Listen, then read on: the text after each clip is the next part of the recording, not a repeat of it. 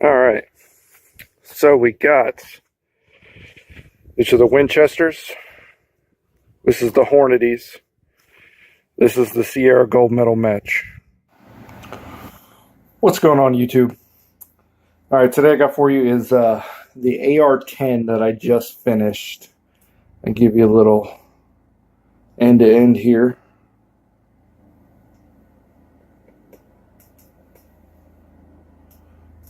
All right. So we'll start with the lower. All right.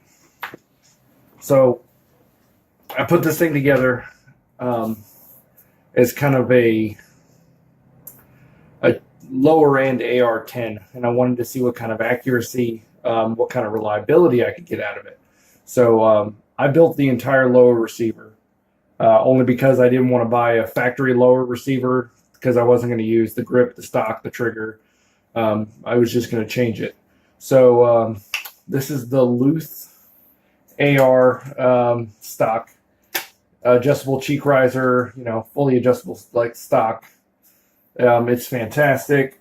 Heavy buffer tube, buffer spring, Hogue grips because I like those.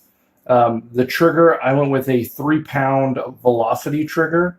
It was the first velocity trigger I had ever bought. I had read a lot of great reviews and stuff on them, so I was like, give it a shot. Why not? The guy who actually owns Velocity, he worked for, I think it was Timney Triggers for like 15 years or something like that before he ended up opening his own trigger company. And I've owned some Timneys before, and I got to say, side-by-side visual comparison, they look pretty much identical. And it is a super crisp 3-pound trigger. Then the other little parts and stuff that I put on, selector switch and everything else was all fairly simple and straightforward. The upper receiver, I initially was going to build the upper receiver from hand, but PSA ended up having a sale on their upper, and it made me a little nervous because I don't necessarily put PSA and high-end accuracy in the same boat. But I decided to go with it because of the price was pretty much hard to beat if I was going to, actually I couldn't beat it if I was going to put the parts together myself. Because a lot of people were wanting like 160 for the upper receiver. And then when you threw, the rail on here and then the barrel and everything else. So they put this upper assembly on sale for $449. This is a 20-inch heavy barrel. The muzzle brake, it did come with a factory A2 muzzle brake. And I had a local machine shop make this. This is modeled after the Jeremy Musa something.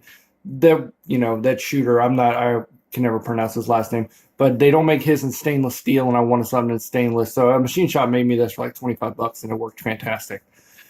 The upper receiver, when I got it in, overall, the condition, everything looked really good. But the bolt carrier group was really grainy. It felt like I was pulling it across sand when I was, working the bolt and stuff on it. So I took the bolt carrier group out. I kind of hand polished it really well, lubed it up really well, and then put it back in and like cycled it a couple of times, and it worked fantastic. Up top, I went with the Vortex Diamondback Tactical 4-12 by 40. Then I have the sunshade and stuff on here. And then I also went with Vortex's, optic mount. And this has been fantastic. I mean, the turrets resets are great. You just pull up on them. I zeroed it in really well, and it works fantastic. I'm not going to bore you with all the accuracy. I'm going to do a whole nother video on its accuracy. We shot it at 50, 100, 200, and 300 yards. And it performed amazing. This particular rifle likes the Hornady 168 grain. That gave me the tightest groups of anything. They all shot really well. I used 4 different kinds of ammo in the accuracy test of it, and it liked the Hornady 168 grain. I only got to shoot 2 groups because I bought 4 different boxes of ammo because I wasn't sure what it was going to like.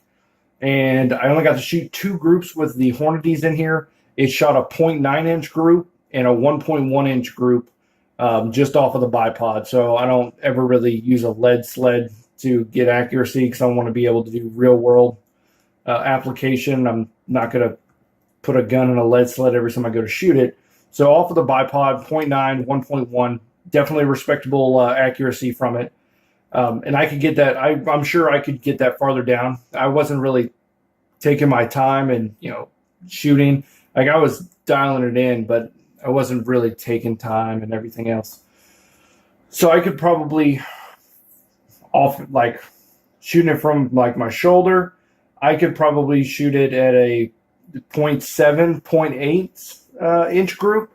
And then I'm sure you could get that down under 5 if you're shooting from a lead sled. I was really impressed with the overall accuracy of this 20-inch heavy barrel. The total for this entire build, optic included, came up to $1,462. And I honestly think this is probably about as cheap as you're going to be able to go and still have a reasonably reliable firearm. Like, I put 80 rounds through this thing, and I didn't have a single hiccup while I was at the range. It performed flawlessly. And I don't think there's I don't think there's going to be that much cheaper of a way. And granted, you could leave the factory stock on here and use that, but I definitely wanted something that was adjustable. You could have left the factory trigger in there, but if you're actually trying to shoot accurately, out of 300 yards, a 7 or 8 pound trigger is not going to cut it.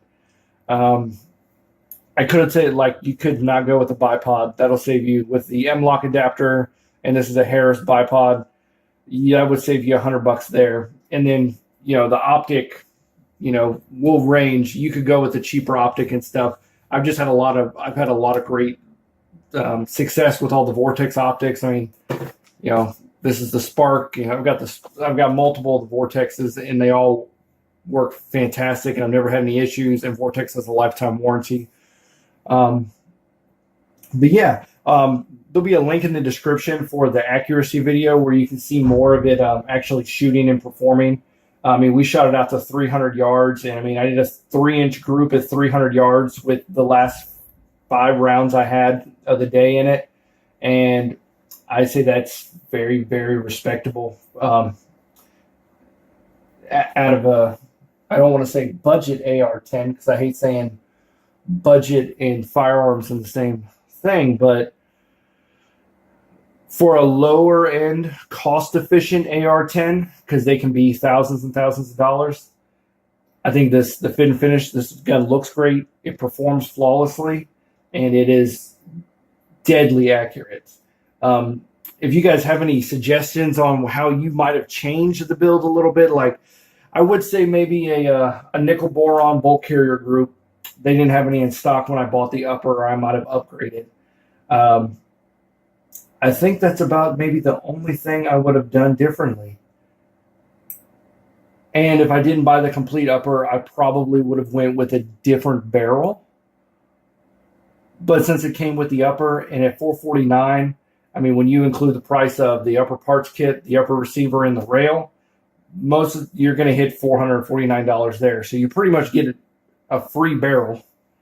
And the 20-inch heavy barrel that they have on here it's nice. I'll give them that. It got the job done really, really, really well. You guys have any questions about it? Drop comments down. I'd be happy to answer any questions you guys have about it. And please check out the other video where I go through the whole accuracy with it, 100, 200, 300 yards. And it's a great little shooter. All right, guys.